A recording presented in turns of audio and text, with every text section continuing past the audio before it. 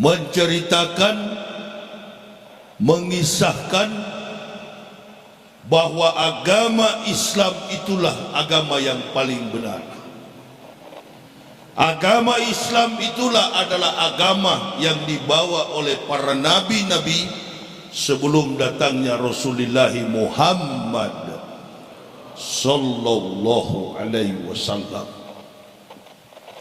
Jadi agama Islam bukan agama yang baru. Agama Islam ini adalah agama yang sudah ada sebelum datangnya Rasulullah Muhammad sallallahu alaihi wasallam. Rasulullah sallallahu alaihi wasallam hanya diperintahkan oleh Allah untuk menyempurnakan agama Islam itu. Makanya di Al-Quran Allah berfirman, wahai Muhammad, pada hari ini kami sempurnakan Islam menjadi agama.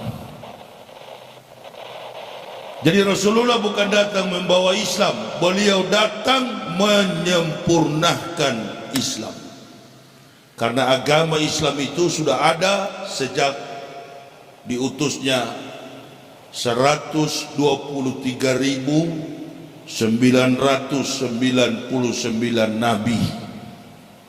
Karena jumlah nabi di dalam Islam itu ada 124.000. Dari 124.000 nabi ada 25 rasul, termasuk di dalamnya baginda Rasulullah Muhammad sallallahu alaihi wasallam. Dari 123.999 nabi, tak satu pun nabi yang berhasil membawa menegakkan Islam. Perhatikan baik-baik. Dari 124.000 nabi, 123.999 nabi gagal membawa iman tauhid agama Islam. Lalu datang nabi yang terakhir pada abad yang ke-6,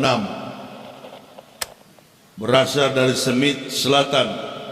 Ada dua semit, ada dua rumpun semit, semit timur, semit selatan. Semit timur ini adalah orang-orang Yahudi, semit selatan ini liga-liga Arab. Nabi yang dari Arab, nabi yang terakhir Rasulullah Muhammad sallallahu alaihi wasallam. Di mana bekasnya? Di dalam Al-Quran begitu jelas. Sebelum datang Rasulullah sallallahu alaihi wasallam, Nabi Musa, Nabi Isa sudah menyampaikan ribuan tahun sebelumnya. Jarak antara Musa dengan Nabi Isa saja 3.500 tahun. Isa dengan Nabi Muhammad 576 tahun. Belum datang Rasulullah sallallahu alaihi wasallam, Nabi Isa sudah memberitakan akan datang Ahmad bin Abdullah, mimba ismuhu Ahmad. Dalam Quran surah As-Saff itu ayat yang ke-6 jelas sekali, di mana tempatnya Nabi Isa mengatakan akan datang Rasulullah sallallahu alaihi wasallam ketika Nabi Isa baru dilahirkan, umurnya baru 8 hari, bukan 8 tahun, bukan 8 bulan. Umur Nabi Isa baru 8 hari ketika Nabi Isa disunat. Beliau mengatakan akan datang seorang Rasul yang bernama Ahmad. Ini dalam adat istiadat orang Yahudi, anak yang dilahirkan berumur 8 hari harus disunat. Makanya Yesus, anggaplah Isa. Yesus yang dituhankan oleh Kristen, anggaplah Isa. Sekali lagi, Yesus anggaplah Isa. Karena Isa belum tentu Yesus. Yesus sudah pasti bukan Isa.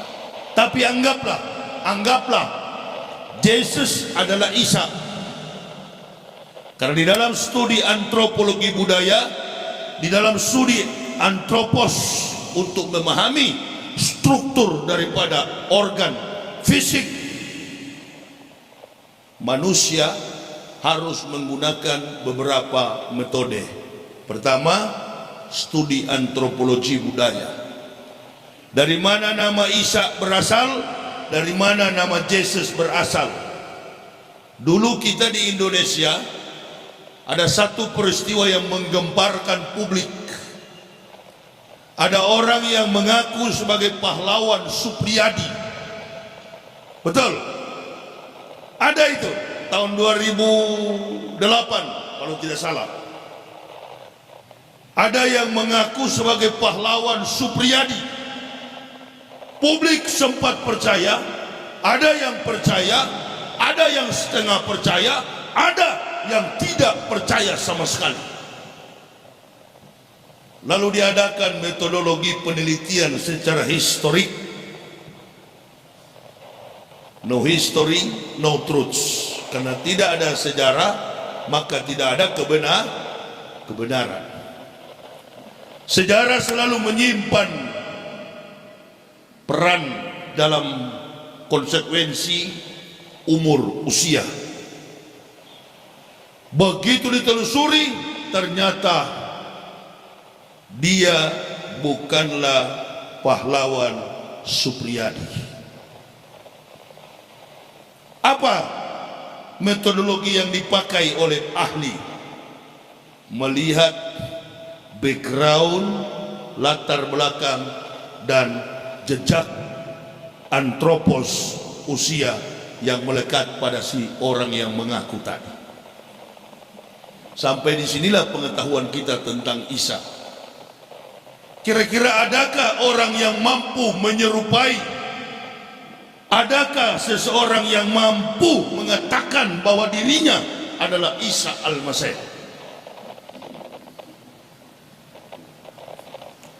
Lalu kemudian sejarahnya dirubah. Kitab suci dipaksakan. Kitab suci dipaksakan. Teori dipaksakan. Kalau teori sudah dipaksakan, dapat dipastikan bahwa orang akan hidup di atas hukum halusinasi. Makanya agama Kristen itu bukan agama samawi. Agama Kristen tidak ada hubungan dengan Nabi Isa. Agama Kristen tidak ada hubungan dengan kitab Injil. Agama Kristen itu adalah agama filsafat. Makanya ada pendeta yang mau melawan saya. Innalillahi. Saya tantang satu Indonesia, pendeta di Indonesia ini. Satu Indonesia saya tantang. Dari umat Islam cuma saya sendiri. Jejak perjalanan Nabi Isa alaihissalam baik dinilai dari Bible Kristen maupun dalam konteks sejarah Al-Quran. Nabi Isa itu tidak identik dengan perlakuan adat istiadat, bahkan sampai kepada problem liturgika syariat ibadah umat Kristen. Saya kasih contoh.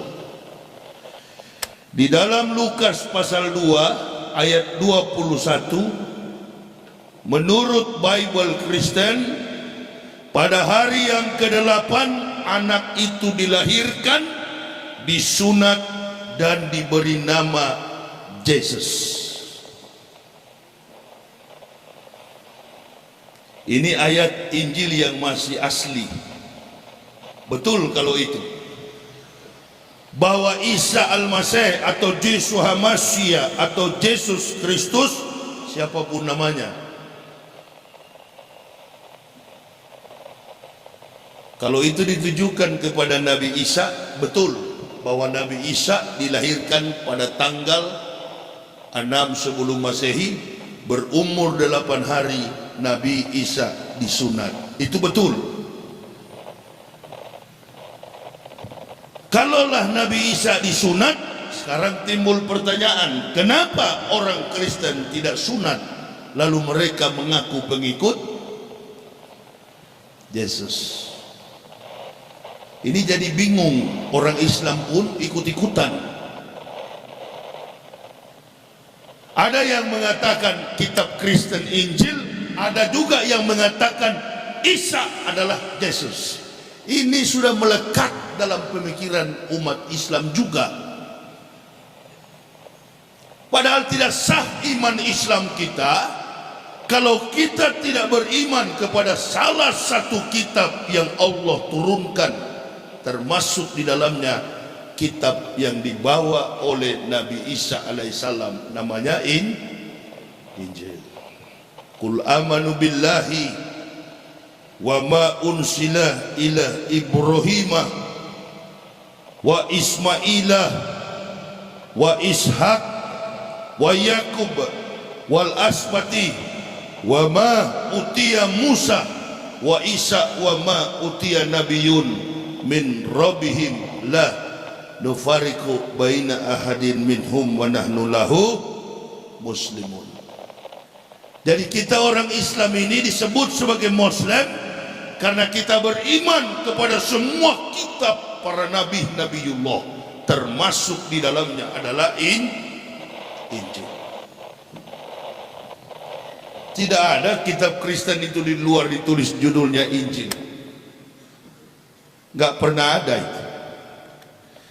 Kitab Kristen itu nggak pernah ada judulnya Injil.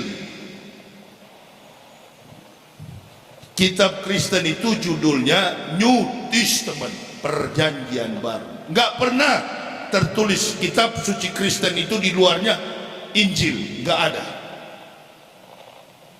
Orang Kristen aja nggak mengakui, antum yang akui. Isi daripada kitab Kristen itu adalah makna filosofi spekulatif, filsafat. Makanya agama Kristen itu bukan agama samawi. Agama Kristen itu adalah agama filsafat. Menerjemahkan setiap ayat dalam Bible Kristen harus ditafsir secara filsafat. Maka mereka mentuhankan Tuhan mereka dengan cara metodologi filsafat. Selama ini kita terjebak. Orang katakan Nas Zakir Naik katanya jago, Zakir Naik itu hebat, Zakir Naik berdebat. Kalau berdebat masih petik ayat dibandingkan dengan Quran, ambil Quran dibandingkan dengan Bible, itu bukan debat ahli, itu debat orang awam, debat alegoris, hanya mencari pemaknaan secara harfiah. Maka yang akan terjadi sama-sama kuat, lakum dinukum waliyadin.